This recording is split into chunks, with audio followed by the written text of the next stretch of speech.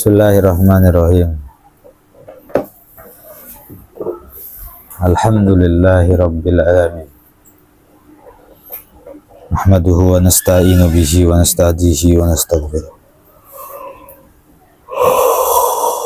Wa na'udzu billahi min syururi anfusina wa sayyiati a'malina. May yahdihillahu fala mudilla lahu wa may yudlil fala hadiya lahu. Allahumma salli ala sayyidina wa maulana Muhammadin wa ala alihi wa ashabihi ajmain. Ini ngantuk banget nih. Qala al-muallif rahimahullahu ta'ala faman ta'adza minhu ustadzahu. Faman mongko utawi sapane wong iku ta'adza menyakiti sapa man. Ade. Paman mongko utawi sapane wong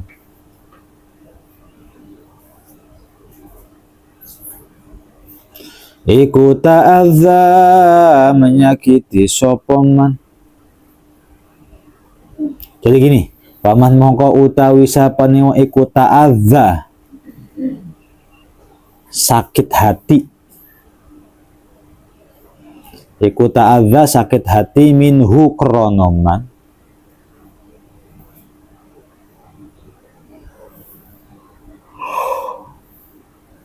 sopo ustadzuhu ustademan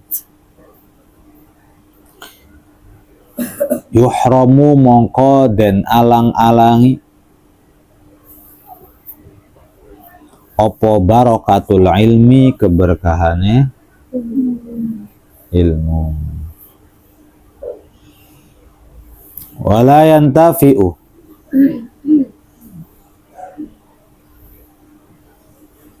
lan ora berguna bihi kelawan ilmu illa qalilan angin setitik.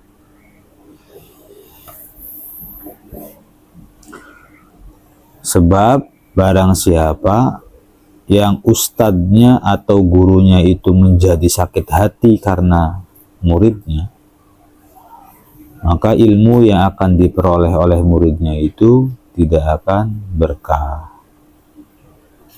tidak akan berkah, tidak akan manfaat, kecuali sedikit sekali manfaatnya. Innal mu'allima wat tabiba kilahuma la yansihani idahuma lam yukrama wasbir lidaika in jafauta tabibaha waqna bijalika in jafauta muallima. Innal muallima satuhune guru wat tabiba lan tabib dokter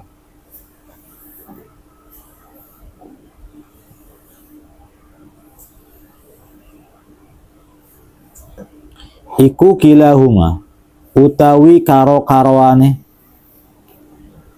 muallim lan dokter nasohayan sohun iku layan sohani ora nasehati karone yan sohani idza huma nalikane utawi karone iku lam yukroma ora den mulyaake karone. Guru dan dokter itu dua-duanya tidak akan mau memberikan resep kepada pasien kalau pasiennya tidak menghormati guru dan tidak menghormati dokter, gitu ya. Wasbir mongko sabaro siro lidaika krono penyakite siro in jafauta lamun jafwah. Jafwah itu bersikap dingin, cuek. In jafauta lamun wangkot sopo siro tobibaha ing doktere penyakit. Wakna lan rima asiro bijahlika kelawan bodohe siro in jafauta lamun wangkot sapa sira muallima ing guru. Sabarlah atas penyakit yang kau derita jika engkau bersikap acuh kepada dokter. Nggak butuh dok, ngapain dok kesini-sini ya. Atau dokter masuk ke rumah kita nggak kita sambut. Nggak, dokter nanya kita diemin. Kayak orang nggak butuh sama dokter. Nah dokter nggak bakal mau ngasih resep, ngapain? Ya udah kamu penyakitan aja daripada sehat begini. Begitu juga waqna bijahlik, terimalah kebodohanmu in jafauta muallima jika engkau bersikap sombong kepada guru atau nyakit jafau tuh ya dingin lah, bukan sombong. Kayak ngerasa nggak butuh sama guru.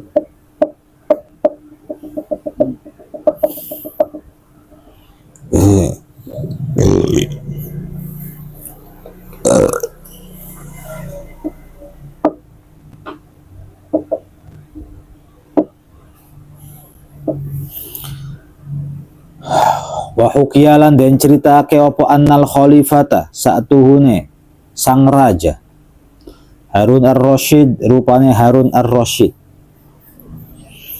iku ba'atha mengirim sopo Harun ar-Rasyid ibnahu ing putrane Harun ar-Rasyid ilal Asmu'i marang Kiai Asmu'i liyu'allima supaya ngajar sopo Kiai Asmu'i hu ing ibnahu al ilma ing ilmu wal adaba lan adab. Fara'a nuli ningali sopo Raja Harun ar-Rasyid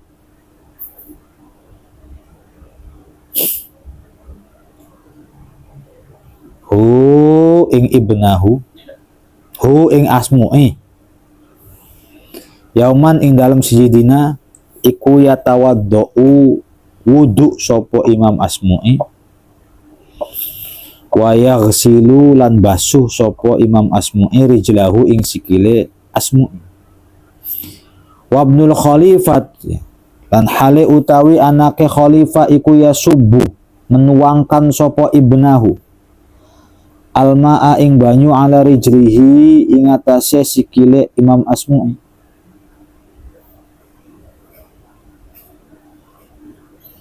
Fa'ataba nuli menegur sapa al khalifatu khalifah al Asmu'iyya ing Imam Asmu'i fi dzalika ing dalam konon-konon. Faqala nuli berkata sapa Harun ar-Rasyid innama ba'athtu angin pestine ngirim sapa ingsun hu ing ibnun ilaika maring panjenengan litu'allima supaya ngajarake sapa panjenengan hu ing ibni wa tu'addibalan mendidik sapa panjenengan hu ing ibni ilaika maring sira falamma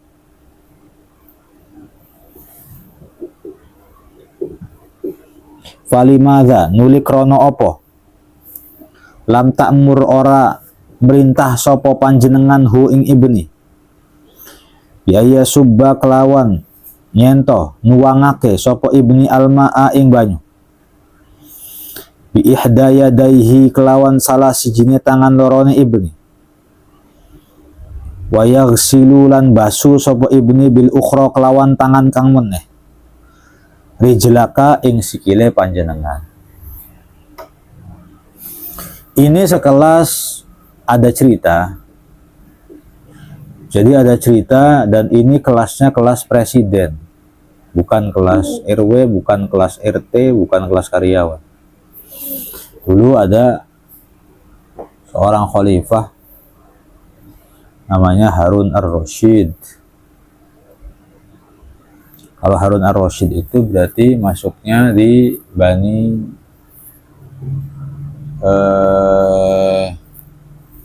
Abbasiyah.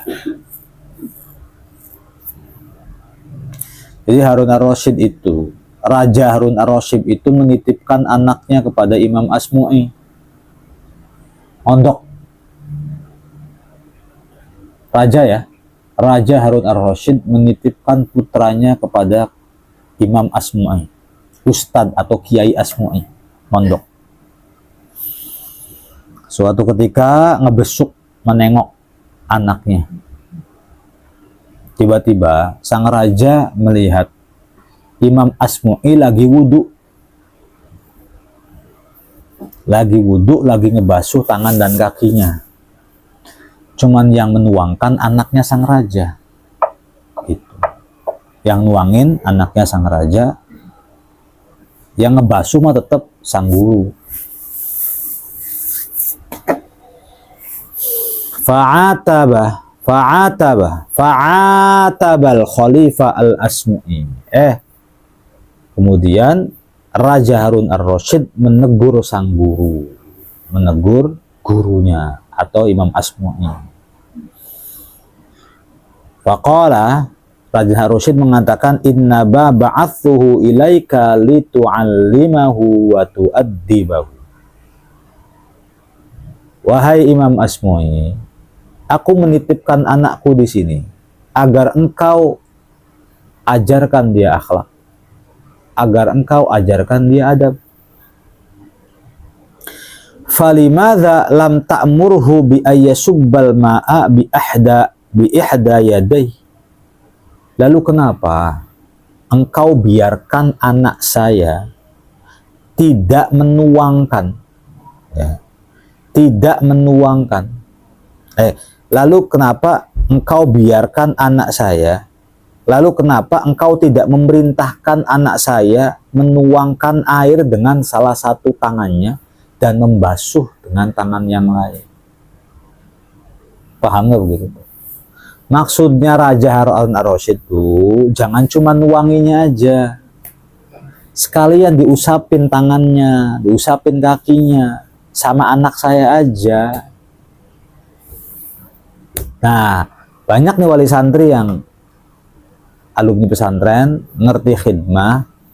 Kadang-kadang kalau ngomong ke Abi tuh, ada yang manggilnya Abi kan, ada yang manggilnya Kang Ustadz, ada yang manggilnya Ang Bos. Tolong si Ang, anak saya aja, anak saya aja, anak saya aja. Yang pengen ngabdi tuh. Termasuk kemarin ke rumah sakit tuh, anak saya aja yang nungguin Umi, anak saya aja yang nungguin Alfas. Ya, kalau wali santri yang mengerti akan keberkahan, rata-rata rebutan. Nah, kalau wali santri yang tidak mengerti keberkahan, justru malahan keberatan. Kok anak saya disuruh-suruh, disuruh mijetin?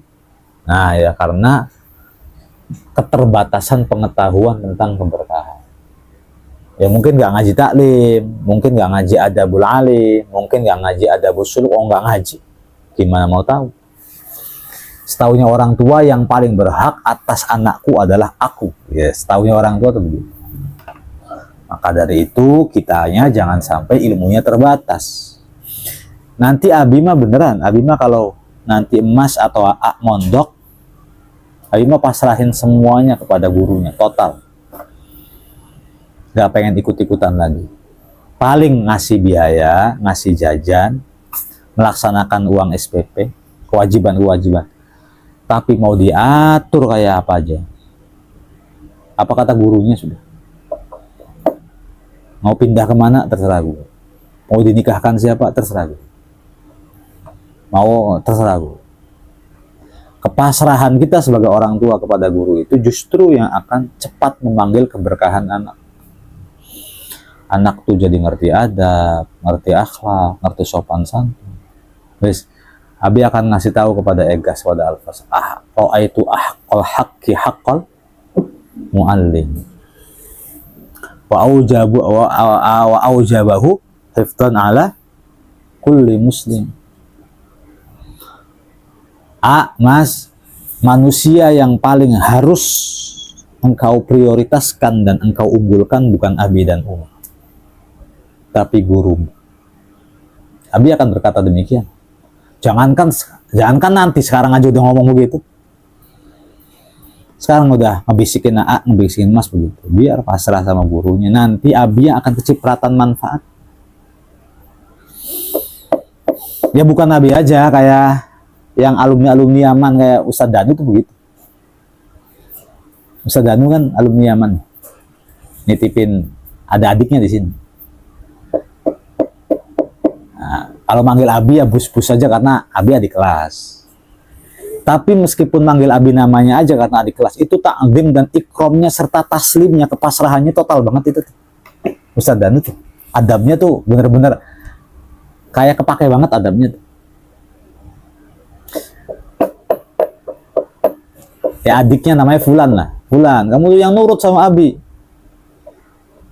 Abang mah bukan siapa-siapa, Abi yang paling berhak. Itu tuh ngerti banget. Udah izin belum sama Abi? Enggak izin, gampar nih gitu. Bagus pendidikannya tuh. Kalau apa-apa ngomong ke Abi, minta ridhonya Abi. Jangan begitu jadi anak tuh gitu.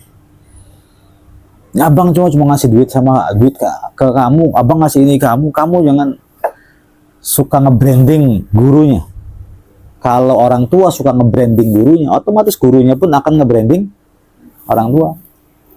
Orang tua tuh baik, orang tua tuh ini, orang tua kamu tuh begini, orang tua. Cuma rata-rata nggak fair. Gurunya suka nge-branding orang tuanya usah bayalah aja muntok ngono gitu tuh. Kayak sering banget begitu tuh, kayak kok kayak nggak tahu terima kasih orang tua. Apa jangan-jangan emang orang tua nggak pernah tahu anaknya dididik apa di sini? Orang tua yang nggak tahu anaknya sedekat apa di sininya. Ada, tapi nggak sekarang. Dulu. Gara-gara jengkel sama pengurus, gara-gara SPP-nya misalnya ada salah paham, akhirnya jengkel semuanya ke pondoknya apa itu. Bagi habis kayak kurang tahu terima kasih. Laqad haqqa ayyuhda ilaihi karamatan li ta'limi harfin wahidin alfu dirham. Harusnya ilmu yang 1 huruf, 2 huruf, 3 huruf yang sudah dikeluarkan oleh guru pada anak kita, itu 1 hurufnya aja harganya 1000 dirham. Harusnya bermiliar-miliar rupiah kita menghargai ilmu. Nah ini udah dididik di sini, tidur di sini, ngaji di sini, akhlak di sini, gara-gara salah paham masalah SPP. Gara-gara salah paham, misalnya ngirim migacoan, ngirim ke pengurusnya lupa ngasih ke santri, jengkel, negur. Emang belum pernah ada di sini, belum pernah. Tapi laporan dari pesantren-pesantren yang lain tuh begitu. Kenapa sih Ustadz nggak langsung ngasih ke anak saya? Kasihan anak saya. Ini innalillahi, orang tua begini lagi. Kalau bagi Abi sih Matolib tuh orang tuanya soleh-soleh. Ya jangan kepedean dulu, tapi soleh-soleh. Tapi baik-baik. Negur nggak pernah, apa nggak pernah. Cuman hampir pesantren yang lain tuh orang tuanya begitu. Ustadz tolong anterin anak saya lagi sakit. Dokter apa ya? Ustadz tolong ya kirimin ini. Ustadz tolong. Jadi dikongkon-kongkon Ustadz tuh. Sudahlah dia ngajarin ilmu agama, disuruh-suruh kayak budak, kayak lah. Gimana anaknya manfaat? Selevel Abi mah, guru datang ke rumah untuk kursus aja nggak setuju. Bilhak nggak setuju. Guru datang ke rumah seseorang untuk kursus Iqra, nggak setuju, nggak bakal manfaat ilmunya pasti. Pengen tahu mukanya orang yang ilmunya manfaat gara-gara manggil guru lalu ngebayar guru teman. Kalau mau bayar guru, bayar yang gede sekalian, tapi kau datang ke majelisnya guru, jangan guru yang datang ke rumah dibayar. Kadang-kadang disewoti guru, gimana sih Tad? Ngajari anak saya Tad. Ada di perumahan-perumahan begitu tuh ya. Abis tidak mengalami sendiri, tapi laporan-laporan dari ustadz-ustadz yang lain. Ustadz-ustadz yang seumuran masih Rod, itu kadang-kadang suka diremehin. Udah 3 tahun nih Tad, anak saya belum bisa apa-apa, ente dibayar udah gede sama saya. Lah, diomongin begitu guru sama orang tuanya. Ini orang tua yang nggak punya adab dan anak yang nggak bakal beradab. Nggak bakal beradab. Sok sampai kapan, sampai tua juga nggak bakal punya adab. Kalau gurunya udah begini. Al ilmu yu'ta. Ilmu itu harus didatangi. Ilmu itu harus didatangi. Ember yang datang ke sumur apa sumur yang datang ke ember? Ember yang datang ke? Kalau ember aja butuh air datang ke sumur, apalagi kita yang butuh ilmu. Masa sumurnya uncuk-uncuk ke kita? Ya guru kan sumurnya kan, yang punya air, yang punya ilmu. Lo datang coba. Enak memindah sumur kayak mindah keong. Jadi kalau memang kita tahu akhlak, tahu adab, jangan pernah manggil guru ngaji untuk mengkursuskan anak kita lalu kita bayar dia. Lalu akhirnya kita kurang beradab sama gurunya anak kita. Kalau toh memang harus banget memanggil ustadz, memanggil guru untuk datang ke rumah demi mendidik anak kita, maka perhatikan adabnya. Muliakan, hormati. Kalau bisa orang tuanya sungkem, orang tuanya jangan komplain, jangan protes. Diam saja, anaknya dimarahin, legowo. Dan kalau bisa kedatangan guru ke rumah kita udah seperti raja gitu aja. Kita hormati, kita gelar karpet merah, kita sambut dengan baik, gitu kan. Jangan malahan, weh gimana Tad, kabarnya Tad, tungguin ya Tad, anak saya yang mandi Tad. Guru nungguin anaknya 2 jam, plongo guru. Bayangin gak ada harga dirinya kan begitu.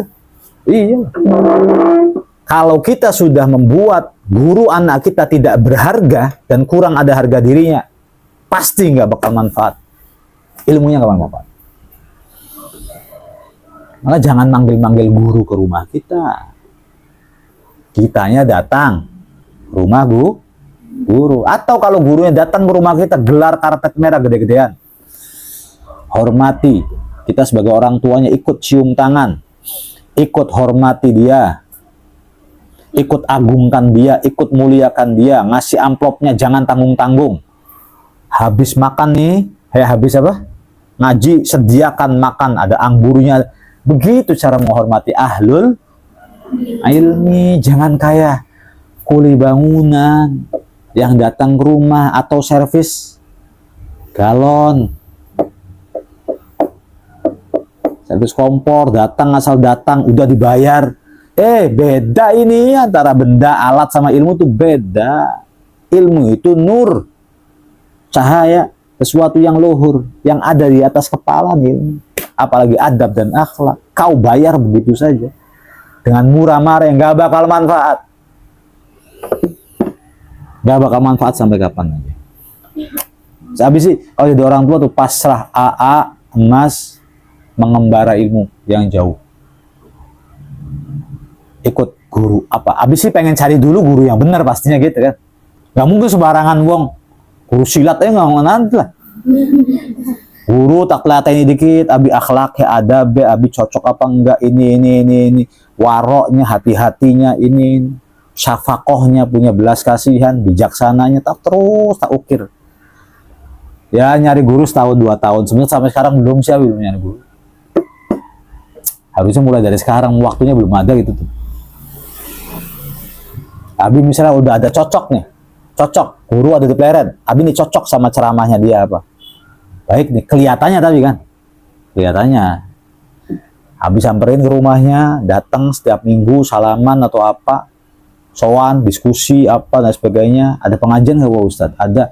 Malam Rebo, saya ikut ngaji apa, setiap itu Abinya ikut dengerin, ikut ngabdi, ikut apa, tahu semua sisi baik, sisi buruknya. Tahu orang ini nggak bakal ngebully anak saya. Tahu anak ini nggak bakal mencabuli anak saya. Tahu anak ini nggak bakal ngebunuh anak saya. Gitu, paham kan? Saya percaya banget sama Pak Ustadz.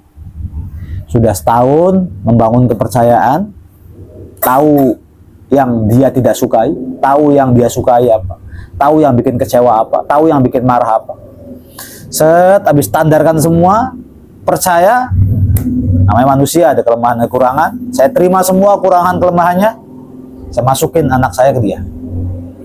Ustadz sudah mengenal lama. Dan saya sudah merasa yakin dan percaya. Sekarang giliran anak saya yang belajar. Saya titipkan. Sekarang kalau udah begitu Pak Ustadz, saya serahkan zahir batin hidup mati. Inna sholatahu wa nusukahu wa mahyahu wa mamatahu laka sudah. Sholatnya, ibadahnya, hidupnya, matinya saya serahkan kepada Panjenengan. Udah, saya tidak akan komplain, tidak akan komentar, tidak akan berusik-usik, tidak akan kenapa nih begini, kok belum nyampe, kok begini, enggak. Karena itu merupakan su'ul ad. Kalau Pak Ustadz bilang nggak boleh nengok 2 tahun, oke. Kalau sakit nggak boleh tengok, oke. Gitu, habis kayak gitu. Kalau anak saya bandel, nggak usah tanggung-tanggung, golok Pak Ustadz. Bukan kesini ya, rambutnya digolok gitu maksudnya. Robek-robek bajunya Pak Ustadz. Beneran, saya ridho, saya ikhlas. Cambuk sekeras-kerasnya. Saya seumur hidup belum pernah mencambuk anak saya, dan harapan saya yang pertama kali mencambuk anak saya adalah guru saya. Guru anak saya. Enggak dengan bahasa begini nih. Apa-apaan sih Pak Guru?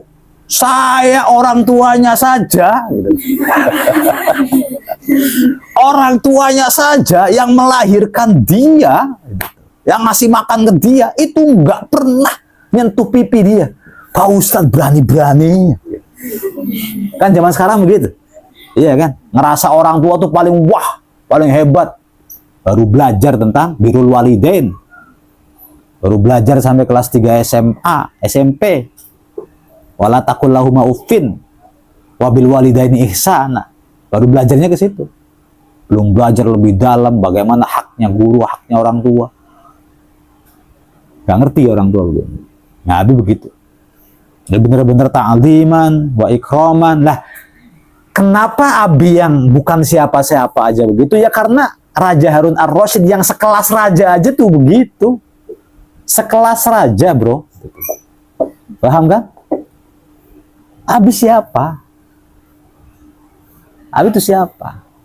Gajinya nggak gede, duit nggak punya, kadang-kadang rokok ngutang, gorengan aja ngutang. RT nggak dipilih, coba bayangin. RW nggak ada yang milih. Nguburin orang mati nggak pernah. Jadi imam tahlil aja nggak pernah. Muludan nggak bisa berdiri. Kalah jauh dengan seorang presiden, Khalifah Harun ar-Rasyid, kedudukannya luar biasa. Kalau raja saja begitu kepada Imam Asmu'i, kenapa saya enggak? Kan begitu. Kenapa saya enggak? Sombong apa saya? Punya kedudukan apa saya? Nah gitu. Kalau punya anak nanti, kamu titipin anaknya ke pesantren yang kamu sudah percaya, lalu pasrahkan total. Bahasa basinya harus pintar. Makanya kalau bisa, bagusnya sih cari jodoh. Misal ya, anak matolib, santri matolib ketemu sama santri matolib, bagusnya tuh gitu. Enggak juga nggak apa-apa, tapi bagusnya satu guru. Abi bukan ngomongin perjodohan, tapi enaknya tuh begini nih. Ulfi kawin sama Edi misalnya. Tinggal diamini aja kan. Ulfi nikah sama Edi misalnya. Edinya selingkuh kan. Doyan wadon misalnya dia kan. Ulfi nangis di depan Abi. Gitu kan. Abi.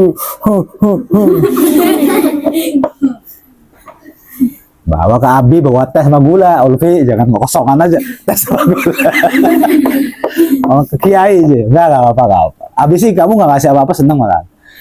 Ini basa-basi ya. Basa-basi kepada ustadz-ustadz kampung tuh begitu. Apa Ulfi mukanya sampai biru begitu?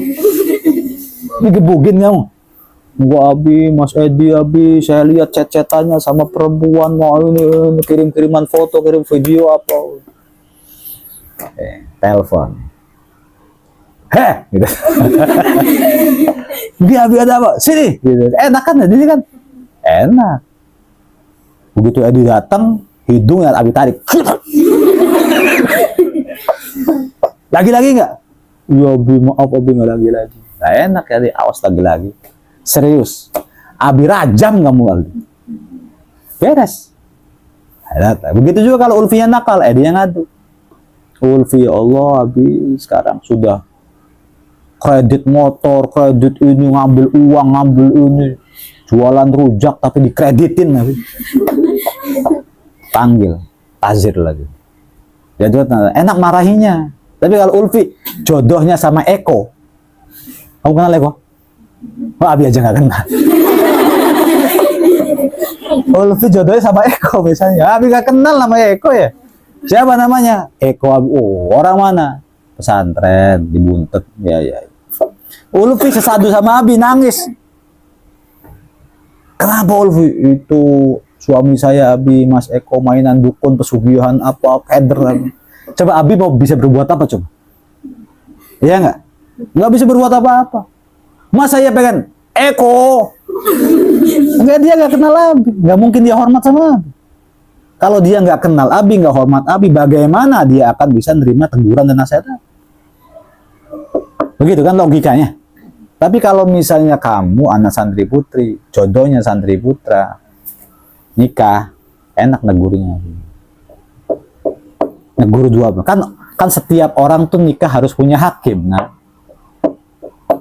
kamu nanti kalau nikah harus punya hakim. Hakim untuk apa?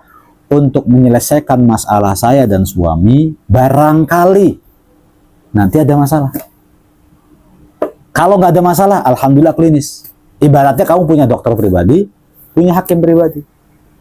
Sebab kalau tidak punya hakim, antara suami dan istri kalau bertengkar saling peten-penan. Istri ngerasa bener, suami ngerasa bener. Gelas piring berterbangan. Kenapa kayak gitu? Kayak karena nggak pernah ada yang ngerasa salah. Coba datang dua-duanya, Pak Hakim, Pak Kiai, Pak Ustadz, Abi, saya dan istri Edi dan Ulfi lagi perang Badar. Apa masalahnya begini, wah berarti kamu yang salah Ulfi, begitu mah. Utang di bank emok nggak dibayar-bayar. Ya enak kan?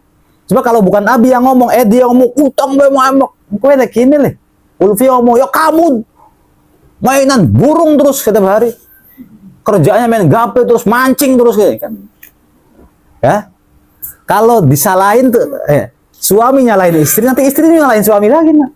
Umum ini mah, umum, semua juga begitu. Mah, kalau dikasih uang tuh jangan boros-boros sih. 10.000 tuh bisa sehari hemat gitu. Ya abangnya aja kerja nggak bener, masa istri kasih 10.000 tuh ya? Nah, jawab terus. Ya kalau suami istri kalau bertengkar jawab terus. Nah. Tapi kalau di depan hakim, yang salah, yang benar. Makanya kamu harus punya hakim. Nah, hakimnya itu yang disetujui.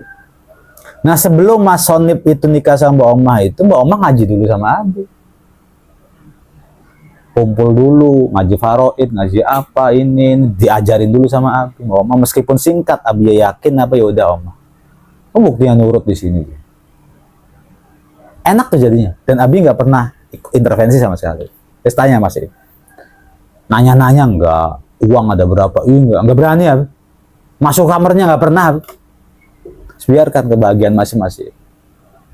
Nggak bakal ikut-ikutan Abi. Kecuali kalau berdua itu datang membawa masalah, baru Abi. Paham kan? Tapi kalau dua-duanya baik-baik aja, Abi nggak bakal nanya-nanya, ada masalah apa di berdua? Nggak mungkin. Nggak pengen tahu, nggak pengen kepoan ya. Bodoh amat. Yang penting sekarang masih suami istri, masih senyum-senyum bareng, berarti masih baik-baik aja. Di depan, ketemu di depan ya, nyapa gitu tuh Mas. Gak sampai nanya-nanya begitu. Paham kan begitu? Jadi enaknya tuh kalau satu pondok tuh begitu. Kalau dari pondok yang lain tuh khawatir orang tua nggak bisa menyelesaikan, guru nggak punya.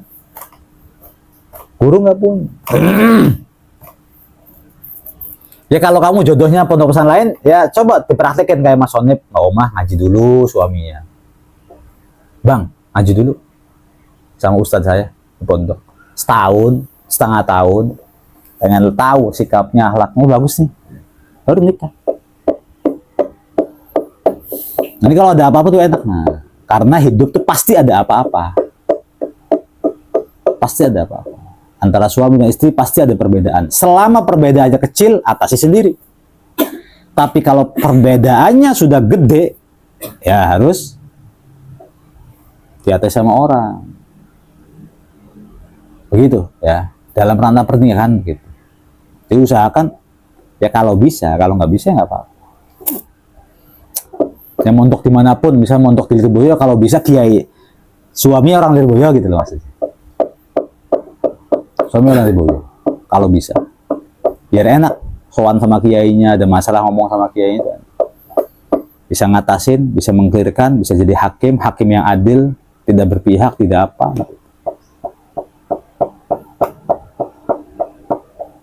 Nah, rata-rata di hari ini orang kurang begitu pasrah sama kiai, sama wis pokoknya nikah terserah Pak Yai. Kalau menurut Pak Yai egas nikahnya sama si A, sama si B, apa-apa. Kalau boleh saya ajuin. Satu, jangan terlalu kaya perempuannya. Yang kedua, kalau bisa jangan kerja, tapi terserah Yai aja. Tapi itu pengen masrahin ke kiai itu begitu. Pengennya pasrah tuh total, nggak pengen ikut-ikutan. Kan mencontoh, kalau bisa sih ngabdi lah, gitu. Belajarnya dikurangin nggak? Ngajinya yang rajin. Ngaji mah nanti 2 tahun 3 tahun ilmunya bagus. Ngabdinya yang rajin, nemenin kiai kemana-mana sama kiai. Kalau marah jewer kiai. Kalau bisa di sliding aja guys.